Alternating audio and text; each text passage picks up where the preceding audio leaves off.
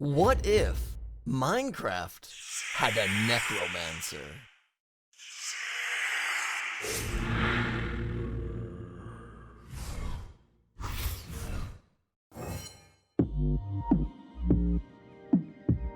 Hello and welcome back to What If, the series where I personally develop a custom Minecraft mod for each and every episode. And today, guys, we are bringing a little evil into the game with a new hostile creature, the Necromancer. This new wandering spellcaster is able to use dark magical forces to control the undead and to summon an entourage of zombie protectors. He will periodically begin casting his summoning spell and call in a new zombie to aid him. Now, during the night, he'll summon in a normal zombie to join his ranks, but during the day, he'll call in a husk to assist him in his daylight destruction.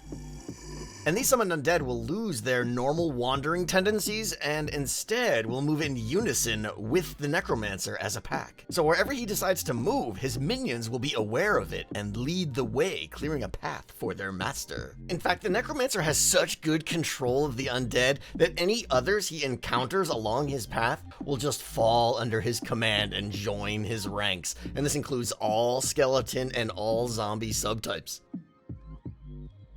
But perhaps the most powerful ability the Necromancer possesses is his Soul Link. This ranged ability will target weak-minded animals or his own summoned minions. He'll send out a spike of dark energy at his target, which will rebound and return with a skull linked to his target creature. And once the skull returns to the Necromancer, it will orbit him and provide him protection. Now, any damage that the Necromancer would normally receive after that will first be absorbed by one of his orbiting skulls. And each of these skulls will provide him with an extra 25 health absorption before they're destroyed. But the catch is that once a creature is soul linked with the Necromancer, his health is immediately cut in half. And if you kill a soul-linked creature, the linked skull protecting the Necromancer will vanish. So, putting two and two together, if you plan on fighting a Necromancer, you might want to take down his linked minions before you try to power through his protective skulls. Because as you can see, hitting him while he is protected by a skull will cause him to glow black and showing you that his damage is being fully absorbed. The Necromancer has one more final trick up his dark sleeves, and he saves it for when a player is around.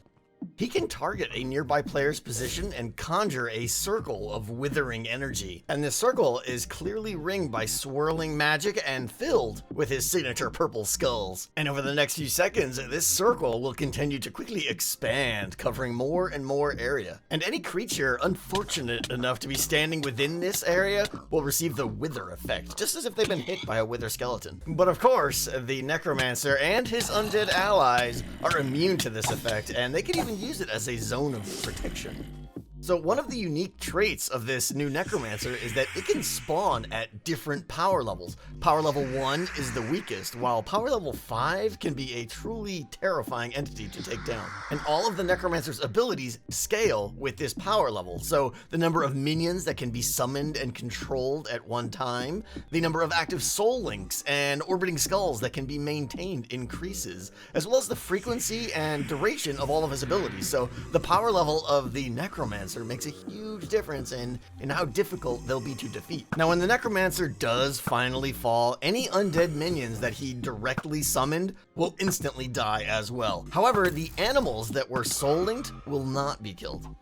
Now, of course, the question you are all probably asking is, does this work with my villager mod? Now, if you haven't seen my villager overhaul mod yet, please go do yourself a favor and go check it out. I'll try to leave a link in the corner there. It has some pretty crazy stuff in it. But the answer to the question is, of course, yes. In fact, the Necromancer was made specifically for my villager mod. So what does all this mean? Well, as your village starts to grow in size, they'll begin to get visited by some undead raids a bit more frequently, and the power level of the Necromancer that's leading these raids will be directly related to the population of your village. So guards and clerics will be much more important now. So we'll be talking much more in depth about the Necromancer, about raids on the village, and the upcoming improvements to the guard profession in my next villager dev playthrough video, which should be out very very soon. And for those asking, I do plan to release this Necromancer mod as a standalone mod that will be fully compatible alongside the Village mod. However, since both are still being developed every day and tested every day, I'll release them both near the same time, but trust me, we are getting very close. And of course, thank you so much for watching my What If series. If you're enjoying them, please remember to like this video and check out the other ones in this series. And I'll see you next time.